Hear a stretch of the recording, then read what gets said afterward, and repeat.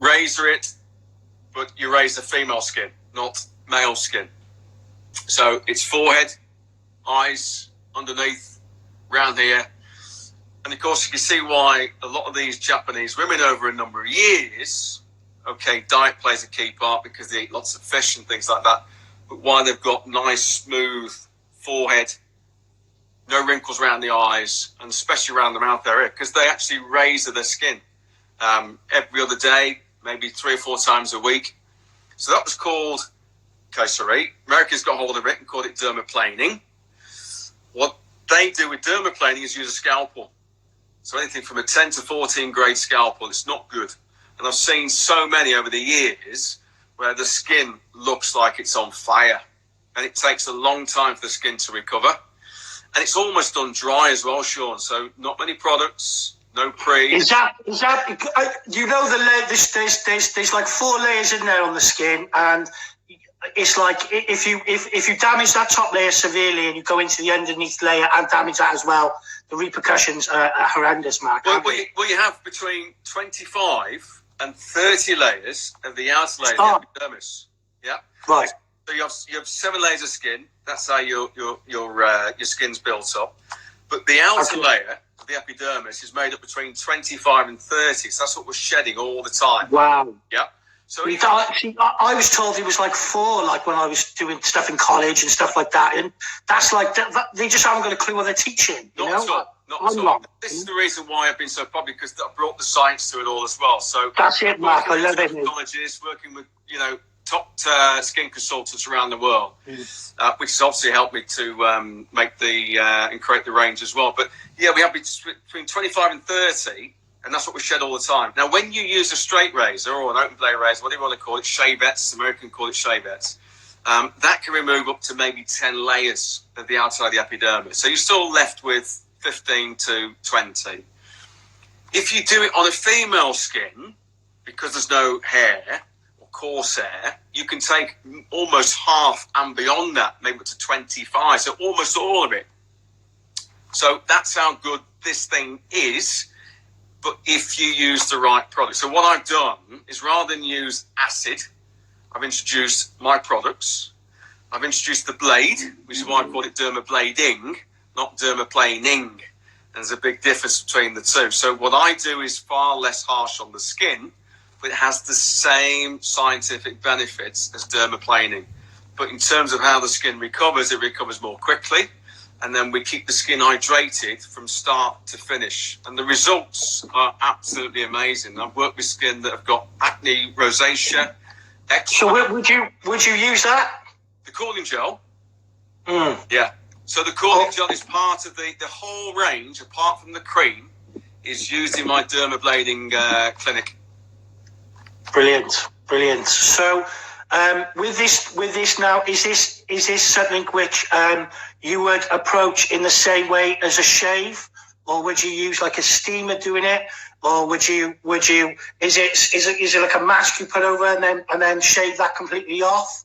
Yeah, we'll just go through the process of it, Matt. What we normally do is I mean, don't forget, what I've done over the last 15, 20 years, and 15, especially since I've had the training school and the academy, is that going through the science and the research and what shaving does and the effects it has on men's skin, is apply that to the female skin.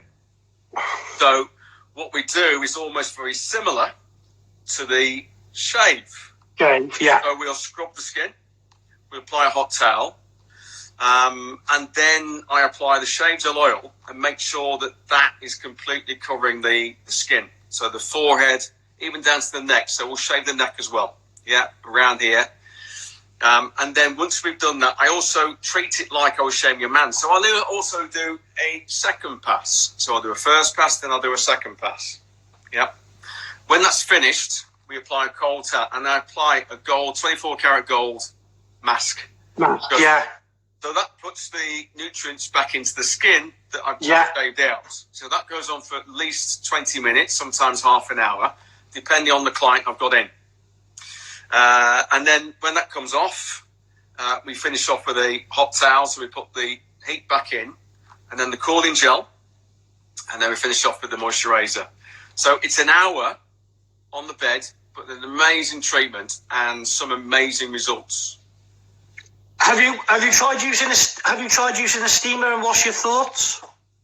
I have. I'm not a fan of them, I must admit. That's me. That's my opinion. I know lots of people do use them. I'm not a fan of. Well, Mark, I'll be honest with you. I've been going on it every day for 20 minutes in the morning to battle this corona, mate, and I feel great. Yeah. And if I haven't got corona in my nose or anything, it's going to help get that out. So even if I don't like using it for shaving. I brought it in surely just for people to chill out the back and have a laugh, you know. Yeah. And I put a mask on them after, and it's not inquired within my shaving routine. Do you know what I mean? I think a lot of men. I mean, we've tried it, but most men just want to get back in the chair. Towel goes on, steaming hot towel, and they lie back and they just enjoy those 2 minutes. I mean, my towel's a complete head wrap as well. Lots of guys use what I call the nappy wrap. I hate them. Yeah, I hate them. Literally that and over, and then all the steam disappears around the side of the head, where mine completely wraps the whole head all together. So it's 2 minutes of just pure relaxation under that hot towel.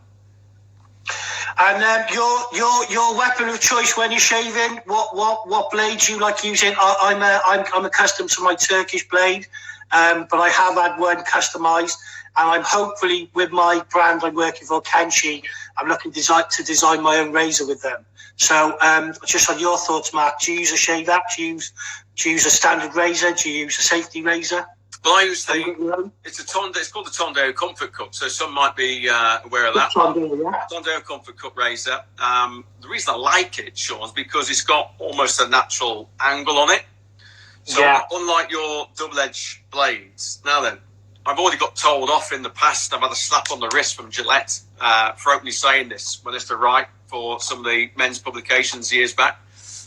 But I know that the big boys will have something called like a little fuse where they put on the edge of the blade to almost coat it. But when that gets used maybe 2 or 3 times, the coating starts to fall off. And underneath you've got a blunt blade. Like the Derby? Yes, because they're Turkish. People think Derby or from the Midlands, but not. It's a Turkish blade, Derby blade. So very similar. And they go blunt fairly quickly. So barbers will tell me on my courses, if they're using those type of blades, where they snap them in half, double-edged blades, steel blades, that they'll probably have to maybe change a blade 2, sometimes 3 times during a shave. Now then, this Tondeo Comfort Cut razor blade, amazing. So I can do first pass, second pass, clean shave. First pass, second pass, maybe third around the crown. If it's double crown as well, on the head with the same blade. So if a client wants face shave, head shave, that one blade will do face and head. Incredibly. Wow. I've never ever been told to use that razor in my life. And there you go. From the absolute experts. Me, a wax shave specialist, learning from the OG, the original. There you go. Thank you, Mark. Great information for that, especially to all the barbers out there who shave. Just going into education now. Obviously, Mark, I teach and lecture in colleges. I know you do a bit as well. Obviously, I like to have a set way of training. I've worked for some big companies like Bluebeard and the Great British Barbering Academy over the years, Andis and so on. I've done courses. Just wanted to sort of ask you really that, do you think that the industry's doing well with what we're doing education-wise, or do you think we need to do more? Mm-hmm. It's a difficult subject to talk about, isn't it? Because everyone's got their own ideas and opinions, depending if you're private educator or... Mark, it's only me and you talking about it, buddies. And if we don't talk about it, we're not going to get it out there. Exactly, but everyone's going to be listening. So, you have to be PC, because when you're in business, you have people to protect and yourself to protect. But what I will say, I think there could be more. When I say could be more, there could be more quality. And you know what? From this coronavirus situation that we're in now, and listening to the government and how they perceive you and I and everybody else who'll be watching, we're not seen as professionals. We're classed as almost people in the gutter. that are second rate. And you know what? Maybe because the bodies that represent us don't put us up there where we should be. That's my personal opinion. So I think there could be a lot more that could be done for us in terms of representing us. But, you know, we go to college, people go to college, whether you do year, 2 years, do you then come away with a certificate that says now I can do everything? Possibly not. Which is where I think that the old-fashioned apprenticeship that obviously we went through years ago, and you're talking 80 on the shop floor, and then you have to visit once a week would be the answer. Would be the answer. But I think doing it in college and then spending 1 day a week, I don't think is enough. And I think people are walking away with a certificate. They're walking into shops and going, "I've got my level 2, I've got my level 3." And then I hear from lots of... They can't even do the consultation rights. No, and they can't even work between pair of scissors and a comb. You know, these simple things that you should be taught, and the basics, they're the basics. It's nothing that, you know, they shouldn't be doing that's quite, you know, complex. They're the basics. So I think there's a lot more that could be done, certainly.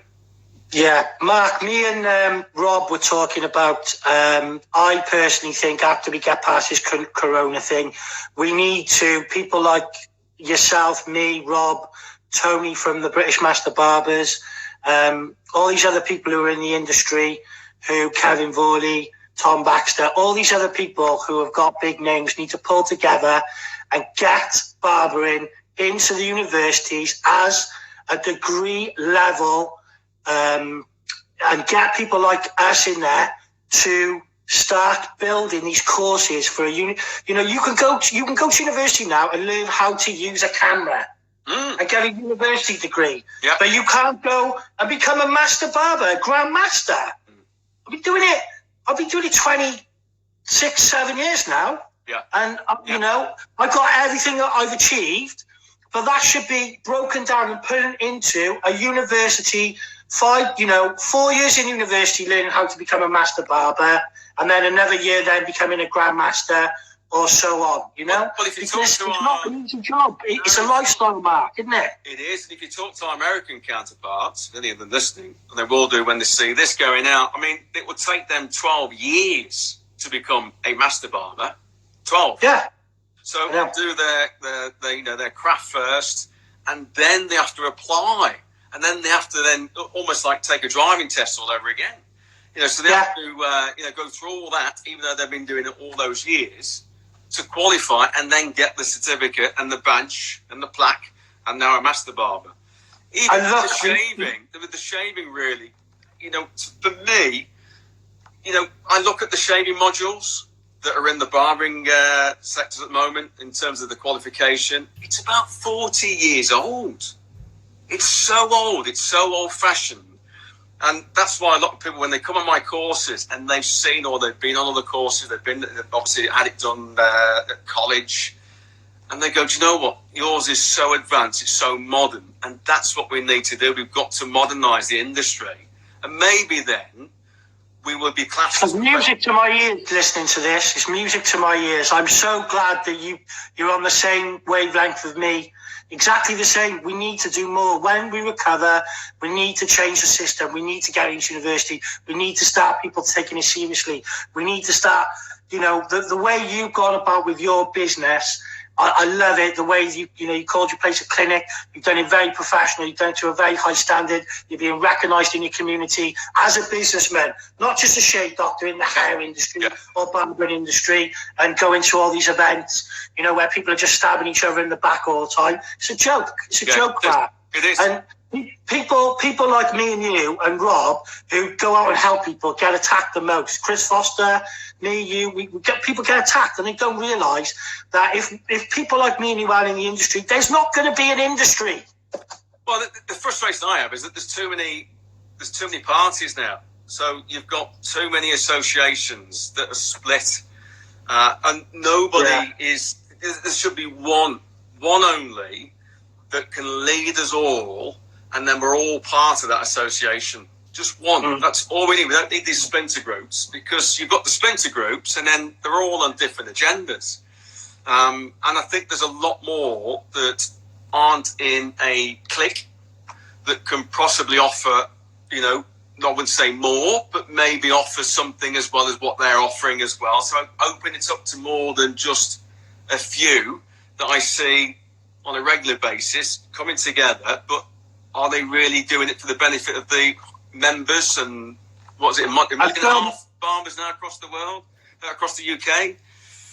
A film just jumped into my mind. It's got Brad Pitt and Bruce Willis in it. It's called 12 Monkeys. Yes. Right? And it's a 90s film, and I do recommend anybody to watch it, especially the youngsters, because it's actually what's going on now. It's where the animals end up taking over the planet back because of a virus, and they're all going through the last steps of it, and it's amazing to watch. And, you know, like I've said before, you know, if people don't take this pandemic seriously, it's going to take a lot longer for us to get over it and not get back to normal, Mark. And me and you can't go back to how we were before. And no. This is what I'm saying. Like, so like, I'm sort of like, you know, coming to the last 20 minutes of the interview now. We're going to take it a bit serious, talk about what's going on.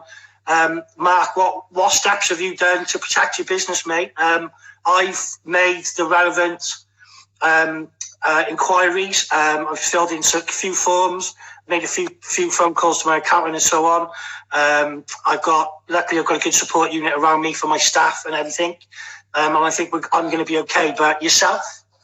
Well, do you know what? I mean, I've been looking at some of the Facebook posts over the last couple of days, obviously in my network. And my biggest frustration at the moment is that there are still businesses that are open. And the one thing, we've got the construction industry that's still open. There's warehouses that are still open that, you know, people are saying that, well, they're open for the government. I tend to disagree. For me, I made the decision to lock down and close my business before it was announced on Monday. So Saturday, you may have seen my post to say, you know, with a heavy, heavy heart, I need to close my business to protect me, my family, and my clients. And to be honest, I was blasé like everybody else until Friday. And I had my dermablading clinic. And 4 o'clock I finished, saw the news, saw what was going on, saw the announcements. I thought, you know what? I need to protect myself. And not just me now. It's not just about me. It's about the population. So, you know, I've got to do something about it. So what I've done is sacrificed my business, rightfully, to save lives. So I'm hoping that from that I can then, maybe in a few weeks, like everybody else who's done the same, similar to me, can get back to some kind of normality, and then we can get back to making some more money again. Because the fear, not for me, is the virus itself, it's the unknown. So will it take 3 weeks, 3 months, 3 years? Now, I've built up, you know, a 15-year reputation with the academy. People won't have that kind of money to go on my course because they'll be saving so that they can put money aside because